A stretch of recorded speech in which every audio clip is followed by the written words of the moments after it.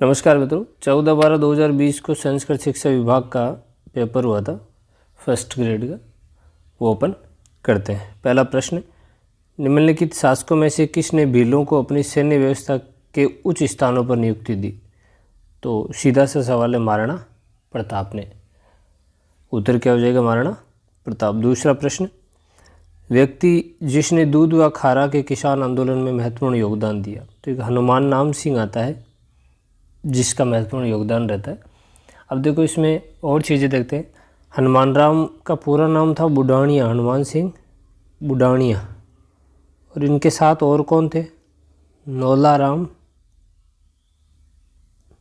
नौलाराम जरिया, ये भी इनके साथ थे।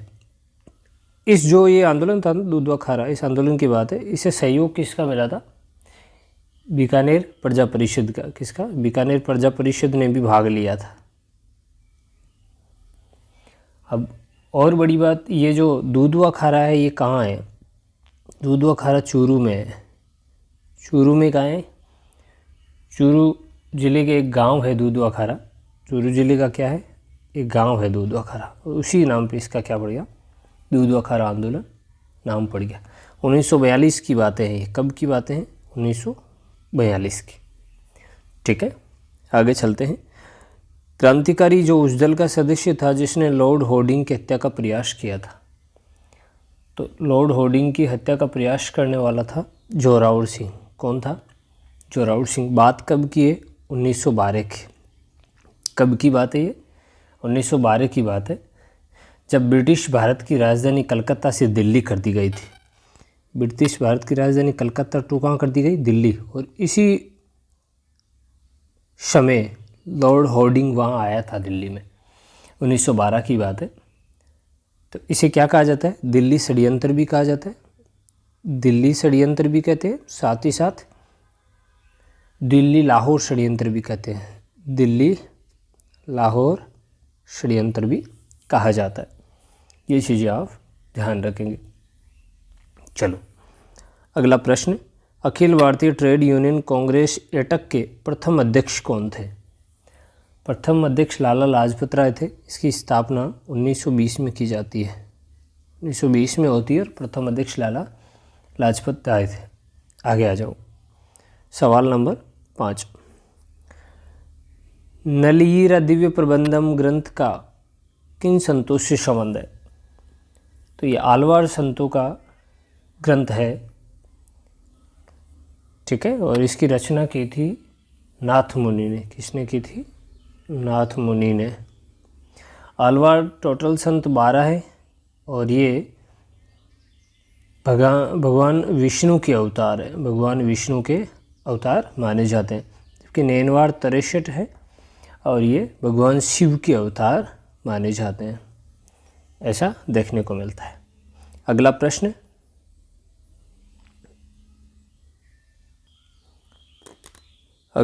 है अपना, स्पेनिश अमेरिका में क्रांति की सफलता से खुश होकर किस भारतीय समाज सुधारक ने सार्वजनिक भोज का आयोजन किया था?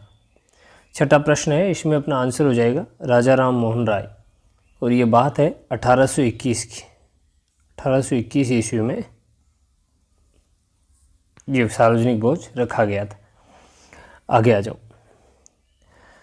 निम्नलिखित में से कौन सा विद्वान नालंदा विश्वविद्यालय से संबंध रही है? यानी ऐसा विद्वान जो नालंदा विश्वविद्यालय से संबंध नहीं है उसका।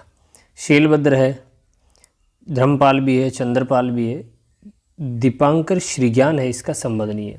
तो फिर ये कौन है? ये एक बौद्ध प्रचारक है। कौन है? बौद्ध प्रचारक है। बौद्ध प्रचारक होने के साथ साथ ही ये विक्रमशिला जो विश्वविद्यालय थी, विक्रमशिला, उसमें अध्यापन का कार्य करवाते थे। तो इनका संबंध नालंदा से नहीं है, विक्रमशिला से है। ठीक है, चलो अगला प्रश्न, समाचार पत्र जिसका प्रकाशन राजस्थान सेवा संघ ने अजमेर से किया था, उसका उत्तर बताना आपको। तो वो है नवीन राजस्थान। ठीक है, ये 1922 में नवीन राजस्थान था उसका नाम। 1923 में इसका नाम क्या कर दिया? तरुण राजस्थान कर दिया। क्या कर दिया? तरुण राजस्थान कर दिया। और यानी 22 में तो ये नवीन राजस्थान था, 23 में तरुण राजस्थान कर दिया। ये राजस्थान सेवा संघ के द्वारा अजमेर से प्रकाशित होता था। बाकी देखते हैं। त्याग भूमि 1927 में हरिभाऊ उपाध्याय के द्वारा शुरू किया गया था। लोकवाणी की बात करते हैं। लोकवाणी 1943 में शुरू हुआ था। ये जयपुर से होता था इसका प्रकाशन। देवी शंकर तिवाड़ी मुख्य थे इसमें, देवी शंकर तिवाड़ी। ठीक है। और अब एक बचा प्रताप, जो कानपुर से निकलता था। गणेश शंकर विद्यार्थी थे इसको निकालने वाले। ठीक है, ये तो आप जानती हैं। आगे आ जाओ। 9 नंबर से, राजपूतानी में वीर भारत सभा का गठन किसने और कब किया था? वीर भारत सभा केसरी सिंह ने 1910 में किया था। ठीक है, आगे बढ़ते हैं। फिर से गणित का सवाल आ गया 10 नंबर, तो इसका सीधा उत्तर बता देता हूँ मैं, 117। आगे बढ़ते हैं। फिर से ये सवाल गणित का ही आ गया, तो इसका जो आंसर है अपना 11वें में वो हो जाएगा 4 नंबर। 12वां फिर से गणित का, 12वें का आंसर है आपका 4 नंबर। 13वां फिर से मैथ्स का सवाल है, तो इसका आंसर 112। और जो 14 नंबर जो सवाल है ये अपने फिर से मैथ का है, तो इसका आंसर 18 नंबर। 15 नंबर का फिर से आंसर माध्यमिक का, ये आप चेक करते जाना। 16 नंबर इसका आंसर फिर 27। 17 नंबर जो आरपीएससी की है उसके हिसाब से मैं बता रहा हूँ आपको। 16 में 4 हो गया और 17 में 2 नंबर आंसर हो जाएगा। 18 नंबर है जो जिसका आंसर है अपना 4। 19 नंबर में आंसर हो जाएगा अपना 4। ये थे अपने सारे मैथ्स के सवाल। अब संधि विच्छेद करना है आपको 20 नंबर सवाल में, तो पूछ रहा है इसमें सही संधि विच्छेद चयन कीजिए। तो इसमें सही हो जाएगा अपना 3 नंबर, सत प्लस आचार सदाचार। ठीक है। अब परीक्षा क्यों नहीं है, इसमें परि प्लस इक्षा ऐसे लिखा जाता है, परि प्लस इक्षा परीक्षा। ठीक है। और दीर्घ संधि होती है, अगर संधि की बात करें तो दीर्घ संधि इसमें हो जाती है, तो ये वैसे गलत हो गया। दूसरा अनुच्छेद में देखो इसमें क्या है, ये व्यंजन संधि वाला होता है। कौन सी संधि? व्यंजन संधि। जैसे अनु प्लस छेद, अनुच्छेद, इतना ही हो जाएगा इसमें। ठीक है, ये अनुस्वार इसमें नहीं आएगा, वो तो स्वर संधि का पार्ट हो गया फिर। ठीक है, चलो लास्ट वाला देखते हैं, स्वेच्छा। इसमें सौ प्लस इच्छा होती है, सौ प्लस इच्छा भी होती है, तो स्वेच्छा हो जाएगी, जिसमें आप गुण संधि मानेंगे। ठीक है, इस वजह से इसको सही माना गया। आगे आ जाओ। प्रश्न संख्या 21 में पूछ रहा है कि शब्दागत, उपसर्गत व प्रत्यय से संबंधित कौन सा कथन सही नहीं है? परि उपसर्ग है, सही है। ग्रामीण शब्द में ईन प्रत्यय, ग्रामीण, बिल्कुल है, सही है। कौशल में ए प्रत्यय, ठीक है।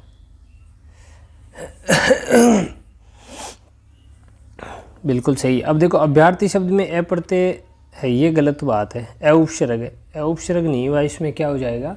अभी उपसर्ग है। जैसे अभी प्लस अर्थी, अभ्यर्थी, इसका क्या बनता है? अभ्यर्थी।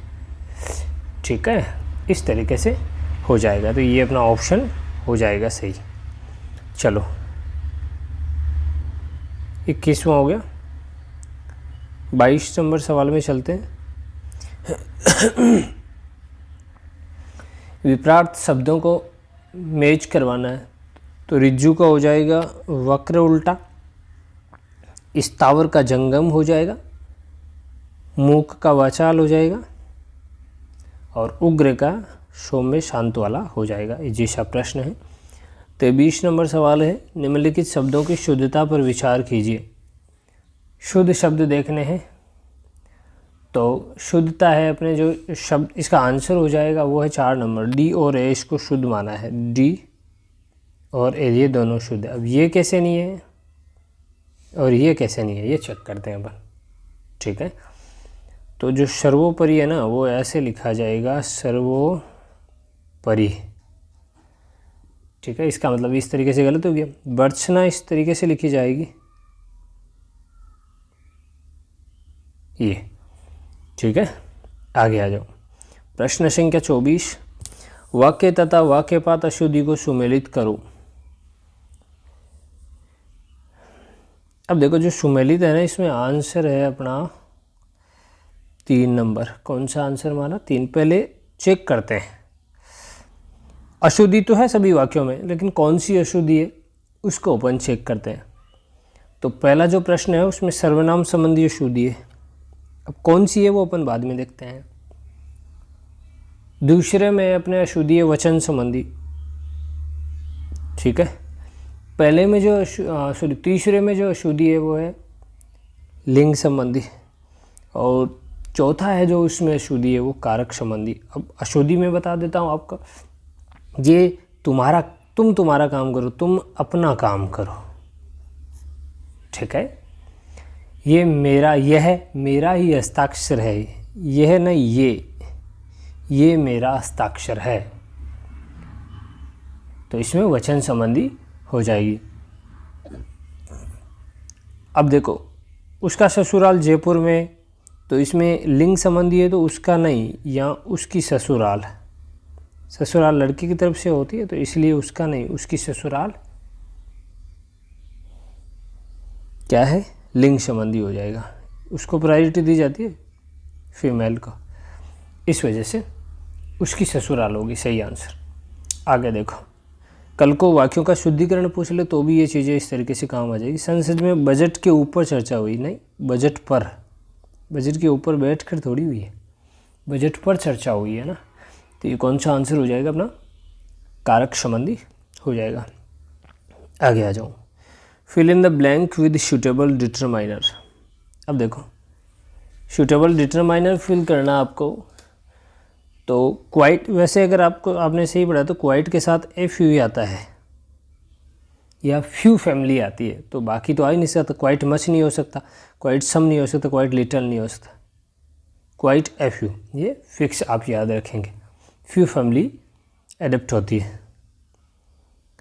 अब वैसे भी देख लो दूसरा तरीका, ये काउंटेबल नाउन है, काउंटेबल है ना, तो क्वाइट सम तो हो नहीं सकती, मच अनकाउंटेबल है वैसे गया, लिटिल अनकाउंटेबल है वैसे गया, या तो बचा एफ यू या सम। आई हैव क्वाइट सम यानी पर्याप्त काफ़ी बुक नहीं,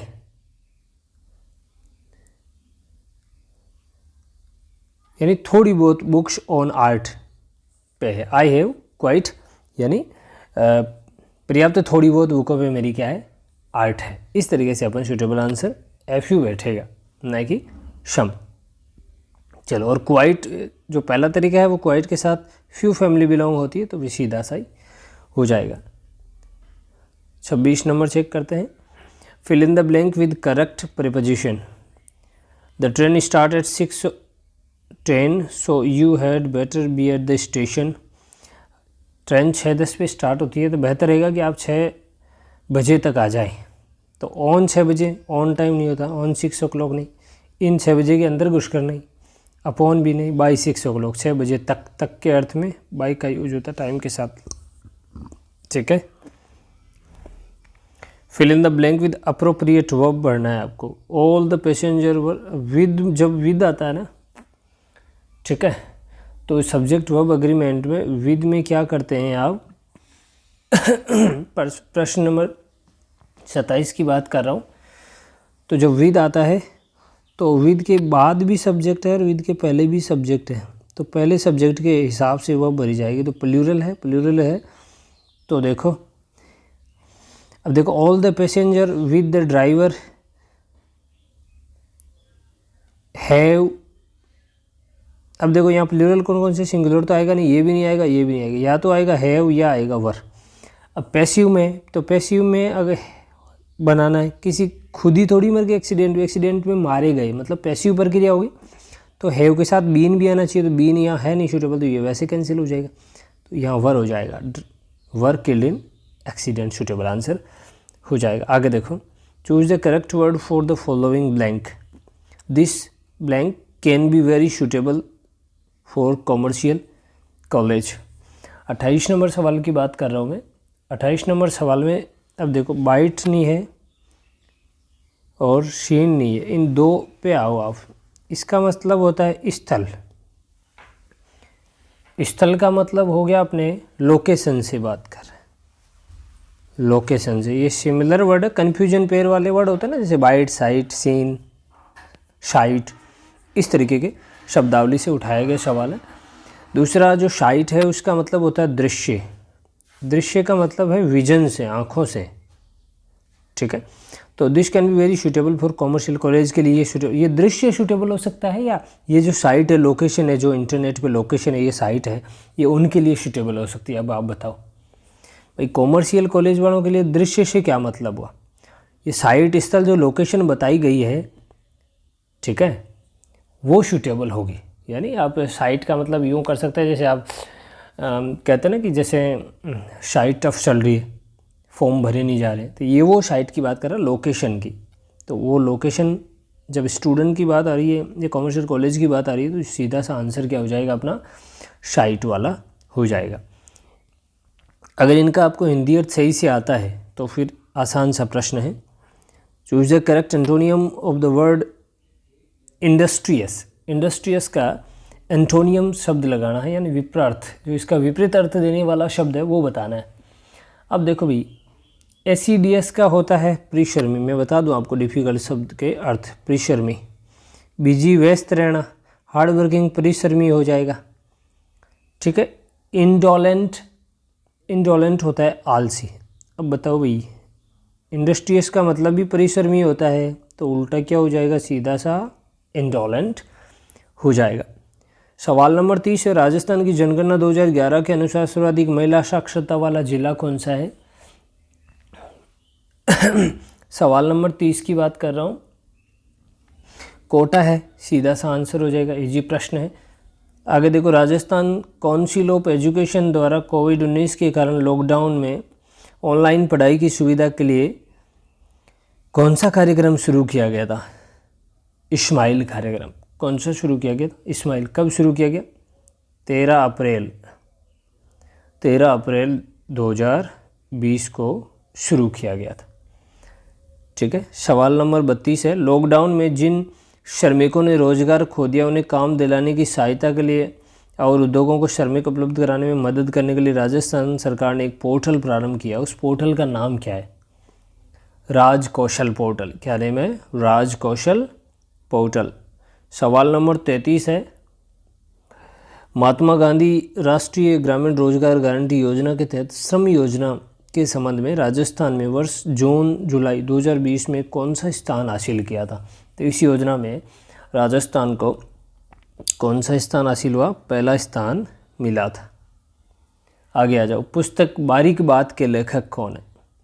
पुस्तक बारीक बात के लेखक है राम स्वरूप किसान। ये कहाँ के हैं, नौहर हनुमानगढ़ के। ये नौहर हनुमानगढ़ के परली का गांव है, वहाँ के रहने वाले हैं, ठीक है, पूछ भी लिया जाए तो। फिर और ये है क्या बारीक बात, बारीक बात एक लघु कथा संग्रह है, लघु कथा संग्रह, लघु कथा संग्रह। चलो आगे बढ़ते हैं। इंटरनेशनल बुकर प्राइज़ 2020 किसने जीता। ये मारी के लुकास रिजनेवेल्ड। ये औरत है, लेखिका। कैसी लेखिका, एक डच लेखिका। कैसी लेखिका है भाई, डच लेखिका है। 29 साल की उम्र में सबसे कम उम्र में पुरस्कार लेने वाली लेखिका है। 29 वर्ष की उम्र में सबसे कम उम्र में ये इंटरनेशनल बुकर प्राइज़ मिला इसको। और क्या विशेषता है, किसके लिए मिला भी, तो the discomfort of evening, the discomfort of evening, ठीक है, द डिस्कम्फर्ट ऑफ इवनिंग इनकी एक रचना है, इसके लिए मिला है। अब और क्या है, कहानी क्या है इसमें, द डिस्कम्फर्ट ऑफ इवनिंग में कहानी अपने है नीदरलैंड के एक ईसाई परिवार की कहानी है, ठीक है। ऐसी कहानी के संदर्भ में ये जो रचना लिखी गई है। अब ये तो डच लेखिका, तो इसका इंग्लिश अनुवाद किसने किया है, इसका इंग्लिश अनुवाद किया है मिशेल हचिसन। किसने, मिशेल हचिसन ने किया है, ठीक है। ये इनके फैक्ट थे। पद्मश्री सम्मान 2020 प्राप्त करने वाले राजस्थान के मुन्ना मास्टर का संबंध किस क्षेत्र से है, तो भाई मुन्ना मास्टर कला से हैं और बगरू जयपुर के हैं। कहाँ हैं, बगरू जयपुर के हैं। आगे आ जाओ। राजस्थान में स्थित विश्व के सबसे बड़े सोलर प्लांट में से एक है, ये तो बढ़ला है 2245 जो मेगावाट प्रोडक्शन करता है, यही है वो। तो पहले वाले पेपर में भी अपन ने पढ़ा था। आगे देखो, लोकसभा अध्यक्ष ओम बिरला ने 1 मार्च 2020 को कुपोषण मुक्त भारत बनाने के लिए सुपोषित माह अभियान की शुरुआत राजस्थान में किस स्थान पे की थी। प्रश्न संख्या 38 की बात कर रहा हूँ मैं। ये कोटा में की थी 17 मई को। कब, 17 मई को शुरुआत की गई थी। अब इसमें हुआ क्या था, 3000 महिलाओं को 9 माह तक पोषण किट, 3000 महिलाएं 9 माह तक पोषण किट ये दिए जाने की घोषणा हुई थी, इसलिए ये अभियान चलाया गया था। 39 नंबर प्रश्न है, संस्कृत शिक्षा में सूचना और संचार तकनीकों को बढ़ावा देने के लिए राजस्थान संस्कृत शिक्षा विभाग ने 18/8/2020 को एक ऐप प्रारंभ किया। उस ऐप का नाम बताइए। उस ऐप का नाम है देववाणी ऐप। आगे आ जाओ, फिर से सवाल आगे अपने ये विज्ञान के, तो विज्ञान के सवाल में मैं आपको उत्तर बता दूं सीधा ही, फुलरेंस C60 हो जाएगा, ठीक है। अगला प्रश्न है, फिर से ये अपने सवाल आ गया विज्ञान का, तो 41 नंबर प्रश्न का सीधा ही उत्तर बता दूं मैं आपको। इसका उत्तर हो जाएगा 4 नंबर। 42 में फिर से वही सवाल उसी तरीके का, तो अपन सीधे उत्तर की तरफ बढ़ते हैं। उत्तर अपना 4 नंबर हो जाएगा। ये 4-4, 5-5 सवाल अलग अलग सब्जेक्ट के आते हैं, तो ये आप अपने हिसाब से थोड़ी प्रैक्टिस करते रहें। मैं तो पर्टिकुलर जीके और इंग्लिश के जो सवाल हैं या मैनेजमेंट के सवाल है, जैसा मुझसे हो पाता है वैसा मैं इनकी व्याख्या सहित आपको बताने की कोशिश करता हूँ, ताकि आपको इधर उधर भटकना ना पड़े। मैं क्या ये पेपर लेके पूरा व्याख्या करके इसकी कोशिश करता हूँ, लेकिन मैथ्स वाले थोड़े मेरी समझ से ही बाहर है। कौन सा हार्मोन पादप वृद्धि का संपादन करता है, इसका सीधा उत्तर में 43 नंबर एब्सिस अम्ल हो जाएगा इसका आंसर। फिर 44 नंबर जो सवाल है, वर्कीय नली लार ग्रंथ नली, ये भी अपना उसी प्रकार का सवाल है, तो 44 नंबर का आंसर हो जाएगा पहला। फिर 45 नंबर, राज्यसभा के मनोनीत सदस्य विशेष ज्ञान एवं व्यवहारिक अनुभव के संदर्भ में भारतीय संविधान में वर्णित सही समूह को पहचानिए। तो साहित्य, विज्ञान, कला और समाज सेवा इनसे लिए जाते हैं, ठीक है। चलो आगे बढ़ते हैं। सही समूह है साहित्य, विज्ञान, कला, समाज सेवा, इस तरीके से हो जाएगा। आगे आ जाओ।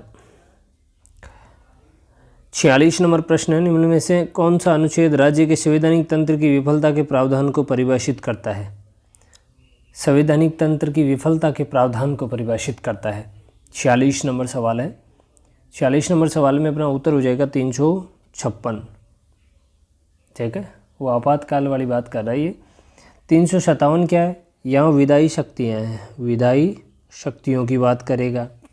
353 क्या कहेगा, 353 कहेगा संघ शक्तियों का विस्तार की बात करेगा, संघ शक्तियाँ विस्तार।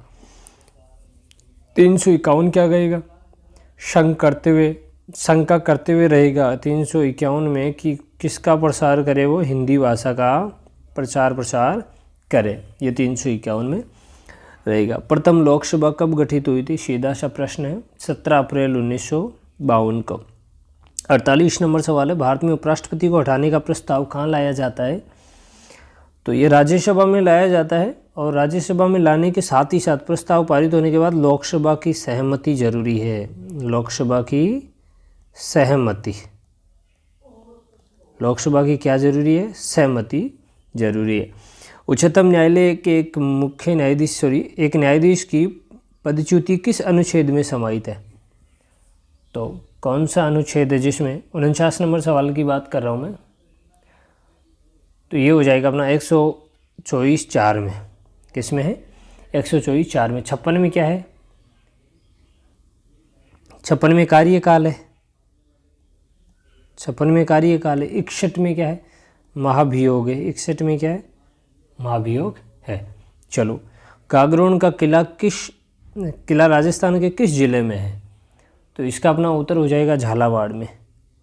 ये बनाया कब गया था, 12वीं सदी में बनाया गया था। ये किसके द्वारा, राजा बिजलदेव के द्वारा, राजा बिजलदेव के द्वारा, ठीक है। और इसे कहा जाता है कि इसमें 14 युद्ध हुए और 2 जौहर हुए, ऐसा इसके बारे में कहा जाता है। चलो आगे बढ़ते हैं। राजस्थान में कौन से जिले में वर्ष 2011-12 अवधि में महिला जनसंख्या में दशक की वृद्धि दर न्यूनतम रही, कई बार प्रश्न पूछा जाता, तो श्रीगंगानगर, जिसमें 10.0 के तकरीबन रही थी, 10 ही रही थी, ठीक है। और पाली की कितनी रही, 11.9, ठीक है। झुंझुनू की 11.7। इस तरीके से इनका क्रम रहा। अब जब ज़्यादा की बात करने, भाई पूछ ले ज़्यादा किसकी रही, ये तो न्यूनतम रही, ज़्यादा अपने रही बाड़मेर की, बाड़मेर की 32.5। फिर किसकी रही, जैसलमेर की 31.8। इस तरीके से याद हो जाएगा। आगे देखो, गिरल लिग्नाइट ताप शक्ति परियोजना राजस्थान के किस जिले में है, 52 नंबर सवाल है। 52 नंबर सवाल में अपना आंसर हो जाएगा बाड़मेर में। बाड़मेर में कहाँ, थुम्बली गांव, कहाँ हो जाएगा, थुम्बली गांव में, ठीक है। चलो, और कब, 1994 को शुरू की गई थी। आ जाओ 53 नंबर प्रश्न, निम्नलिखित में से एक जिला राजस्थान के उप आर्द्र मैदान प्रकार के कृषि जलवायु प्रदेशों में सम्मिलित नहीं है, उप आर्द्र में सम्मिलित नहीं है, तो चित्तौड़ है, इसमें राजसमंद है, भीलवाड़ा है। ये उप आर्द्र दक्षिणी मैदानों के प्रसार में कृषि जलवायु प्रदेश का जो विभाजन होता है उसमें समाहित है। ये टोंक नहीं है, तो बताओ टोंक किस में आता है फिर, ये तो सारे 4th A हो जाएंगे सारे, ठीक है। टोंक आता है अपने 3rd A में, किस में आता है, 3rd A में। 3rd A का मतलब अर्ध शुष्क पूर्वी मैदान, अर्ध शुष्क पूर्वी मैदान, जिसमें टोंक के अलावा अजमेर का भाग, दौसा, ये उसमें आ जाएंगे। आगे आ जाओ, राजस्थान के निम्नलिखित जिलों में से कौन सा राजस्थान के ही अपेक्षाकृत अन्य अधिकतम जिलों के साथ सीमाएं रखता है, तो इसमें ये प्रश्न भी मेरे कम समझ आया है। और इसमें देखो, बीकानेर भी 6 से मिलता है, चित्तौड़ भी 6 से मिलता है, ये भी 6 से मिलता है, दौसा 5 से मिलता है, तो इसका उत्तर जो है अजमेर माना गया है, ठीक है। तो अगर आप बेहतर समझ पाएँ तो एक बार इसको और चेक कर लेना, ठीक है। हालांकि मैंने बताने की कोशिश की है, लेकिन फिर भी ये प्रश्न मेरे जो दिमाग में बैठना चाहिए तो वैसा बैठा नहीं, एक बार चेक करना इसको। आगे आओ, निम्नलिखित में से कौन सी एक प्रबंध की प्रकृति नहीं है, तो ये 55 नंबर जो सवाल है, इसमें प्रबंध की प्रकृति ये भौतिक विज्ञान है, ये इसका आंसर गलत हो जाएगा। प्रबंध एक कला है, सामाजिक जिम्मेदारी है, सार्वभौमिक प्रक्रिया, लेकिन भौतिक विज्ञान नहीं। आ जाओ 56 नंबर सवाल है, जो पॉस्कॉर्ब होता है ना, पॉस्कॉर्ब, इसमें ये पूछ रहे हैं कि अपना पॉस्कॉर्ब में डी का अर्थ क्या है, तो डी का अर्थ अपना निर्देशिंग या डायरेक्टिंग हो जाएगा। अब बाकी भी तो बताओ, तो बाकी क्या है, पी का क्या हो जाएगा, प्लानिंग, प्लानिंग हो जाएगा। ओ का क्या हो जाएगा, ऑर्गेनाइजिंग, ठीक है, organising, organisation, planning organisation, organisation है। ओ के बाद क्या है, एस, एस का हो जाएगा, अच्छा एस, फिर डी, फिर सी, फिर ओ, आर और बी। तो क्या मतलब हो जाएगा, पोस्ट कर्व का सीधा सा अर्थ हो जाएगा, पी का प्लानिंग हो जाएगा, ओ का ऑर्गेनाइजिंग हो जाएगा, सही से, पी का प्लानिंग, ओ का ऑर्गेनाइजिंग, एस का अपना हो जाएगा स्टाफिंग, STAFFING, स्टाफिंग, स्टाफिंग हो जाएगा, डी का डायरेक्टिंग हो जाएगा, डायरेक्टिंग हो जाएगा, ठीक है। डी के बाद सी है, सी का कोऑर्डिनेटिंग हो जाएगा, और फिर है ओ, इसी में शामिल हो जाएगा, सी में, CO कोऑर्डिनेटिंग में ही शामिल हो जाएगा। आर का रिपोर्टिंग हो जाएगा, आर का क्या हो जाएगा, रिपोर्टिंग, और बी का क्या हो जाएगा, बजटिंग। वापस बोल रहा हूँ, चेक कर लेना एक बार। पी का प्लानिंग हो जाएगा, ओ का ऑर्गेनाइजिंग हो जाएगा, एस का स्टाफिंग हो जाएगा, डी का डायरेक्टिंग हो जाएगा, और सी और ओ का कोऑर्डिनेटिंग हो जाएगा, आर का रिपोर्टिंग हो जाएगा, और बी का बजटिंग हो जाएगा। बी का क्या हो जाएगा, बजटिंग। अब अगर आप इन चीज़ों को हिंदी में जानना चाहते तो पी का प्लानिंग, प्लानिंग का मतलब नियोजन, फिर हो जाएगा ओ ऑर्गेनाइजिंग का मतलब संगठन, फिर एस स्टाफिंग मतलब कर्मचारी, फिर एस के बाद हो जाएगा, एस के बाद डी डायरेक्टिंग, डायरेक्टिंग मतलब निर्देशन, डायरेक्टिंग के बाद हो जाएगा सी और ओ शामिल में हो जाएगा तो कोऑर्डिनेटिंग, कोऑर्डिनेटिंग का मतलब होता है समन्वय। फिर अपना हो जाएगा आर का मतलब हो जाएगा रिपोर्टिंग, रिपोर्टिंग का मतलब प्रतिवेदन, प्रतिवेदन, ठीक है। और इसके बाद हो जाएगा बजटिंग, बजटिंग का मतलब बजट निर्धारण करने की प्रक्रिया। अगले प्रश्न में चलते हैं, आगे चलते हैं। 57 नंबर सवाल, निम्नलिखित में से कौन सा राजस्थान राज्य के संदर्भ में RT एक्ट नियमों का सही नाम है। तो इजी सा प्रश्न है। 57 नंबर सवाल की बात कर रहे हैं अपन। 57 नंबर सवाल में अपना सीधा सा आंसर हो जाएगा 3 नंबर 2011 वाला, राजस्थान निःशुल्क एवं अनिवार्य बाल शिक्षा अधिकार अधिनियम 2011। 58 नंबर सवाल, भारत स्काउट एवं गाइड कौन से वर्ष में अस्तित्व में आया था। 58 में 7 नंबर 1950 को सी नंबर आंसर हो जाएगा। आगे आ जाओ। 59 नंबर सवाल है, DIAE नामक सॉफ्टवेयर के डाटाबेस का प्रथम संस्करण 1995 के मध्य कौन सी संस्था द्वारा जारी किया गया। 59 नंबर में हो जाएगा NIEPA द्वारा। SSA योजना के अंतर्गत 10वीं पंचवर्षीय योजना के तहत केंद्र और राज्य सरकार के मध्य वित्तीय भागीदारी अनुपात मानक क्या थे। अंतर्गत 10वीं पंचवर्षीय योजना की बात कर रहा है, तो ये आंकड़ों वाली बात है। तो 60 नंबर में अपना जो उत्तर है वो हो जाएगा 75-25 का रेशो था उस वक्त। आगे आ जाओ। किस वर्ष राष्ट्रीय E-गवर्नेंस योजना आरंभ की गई। 61 नंबर में 2006 में। माध्यमिक शिक्षा बोर्ड के संगठनात्मक ढांचे के अनुसार नामित सदस्यों की संख्या 17 है। कितने नामित हो सकते हैं, 17 सदस्य हो सकते हैं। ये अब राजस्थान माध्यमिक शिक्षा बोर्ड 4 दिसंबर 1957 को गठन हुआ था। कहाँ, जयपुर में। अजमेर कब आया, 1961 को कहाँ आ गया, अजमेर आ गया, ठीक है। जबकि वर्तमान जो बिल्डिंग है ना वहाँ 1973 से चल रहा है, ठीक है, स्थायी जगह हो गई 1973 से। आगे आ जाओ। 63 नंबर, सैनिक स्कूल चित्तौड़गढ़ राजस्थान की स्थापना कौन से वर्ष हुई थी। 7 अगस्त 1961 को हुई थी, ठीक है। अगला प्रश्न है, कौन से दिन माह वर्ष को SIERT का RSECRT के रूप में पुनर्गठन हुआ, यानी नाम बदल के ये हो गया था। तो ये अपने 14 अगस्त 2018 की बात है, 14 अगस्त 2018 को। आगे आओ। RT एक्ट 2009 की कौन सी धारा ये दर्शाती है कि प्रत्येक माता पिता संरक्षक का ये कर्तव्य होगा कि वह आसपास के विद्यालय में प्रारंभिक शिक्षा के लिए अपने संतान को प्रतिपाल्य में प्रवेश दिलाएं। यह तो सीधा सा प्रश्न है। धारा नंबर 10 ऐसी बात करती है। आगे आ जाओ। 66 नंबर सवाल है। 66 नंबर सवाल है, किस वर्ष राजस्थान में 14 जिलों में प्रथम चरण के अंतर्गत डाइट की स्थापना की गई?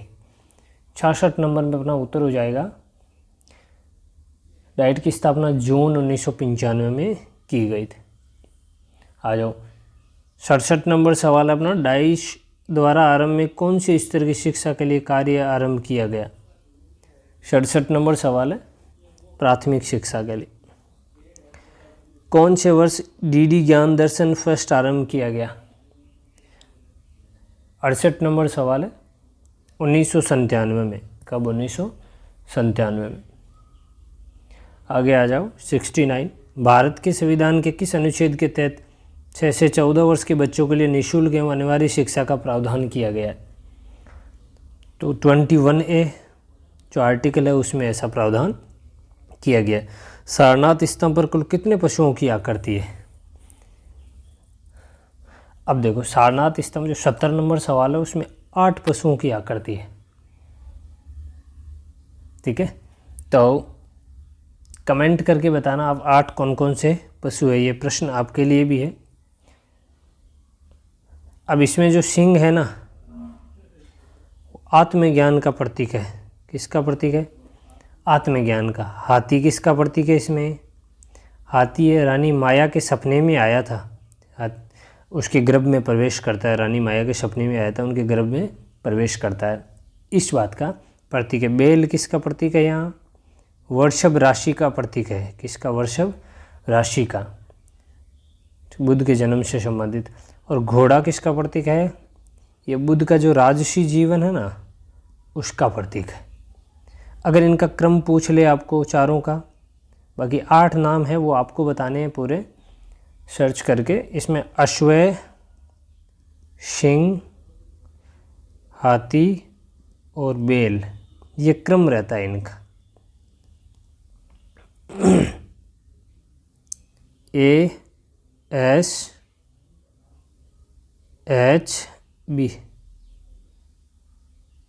आशिब, अश्व, सिंह, हाथी, बैल।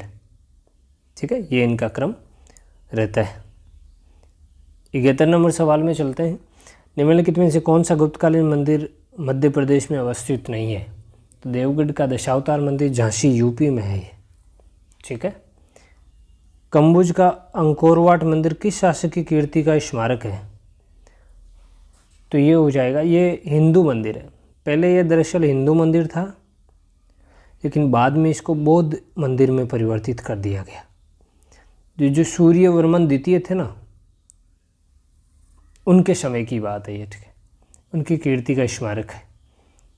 और ये है कहाँ? कंबोडिया में। कहाँ है? कंबोडिया में। 73 नंबर सवाल है, 1857 के स्वतंत्रता संग्राम के संदर्भ में कौन सा तथ्य सही नहीं है? 73 नंबर सवाल है, इसमें तीसरा उत्तर हो जाएगा। पहले पूरे पढ़ते हैं। नाना साहिब ने कानपुर में विद्रोहियों का नेतृत्व किया था, बिल्कुल सही।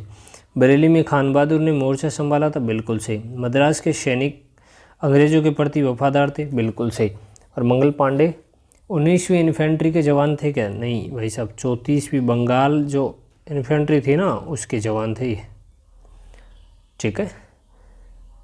अगला प्रश्न, grand old man of India की उपाधि से किसे सम्मानित किया गया था? दादा भाई नौरोजी को। आगे और अंतिम सवाल, स्वदेशी आंदोलन से संबंधित निम्नलिखित में से कौन सा तथ्य सही नहीं है? पहला, लाला लाजपत राय ने पंजाब में आंदोलन का नेतृत्व किया, बिल्कुल सही है। सैयद हैदर रजा ने दिल्ली में इसका नेतृत्व किया, बिल्कुल सही है। चिम्बरल पिल्ले ने मद्रास में इसका नेतृत्व किया, बिल्कुल सही है। लेकिन ये आंसर गलत हो जाएगा, क्योंकि ढाका में नवाब सलीमुल्लाह के आंदोलन में नेतृत्व हुआ ही नहीं। इन्होंने तो विरोध किया था। किसका विरोध किया? स्वदेशी आंदोलन का। और जबकि समर्थन किसका किया इन्होंने? बंगाल विभाजन का समर्थन किया था। ये थे अपने पेपर के 75 प्रश्न। अगले प्रश्न पत्र में फिर मिलते हैं, तब तक के लिए धन्यवाद।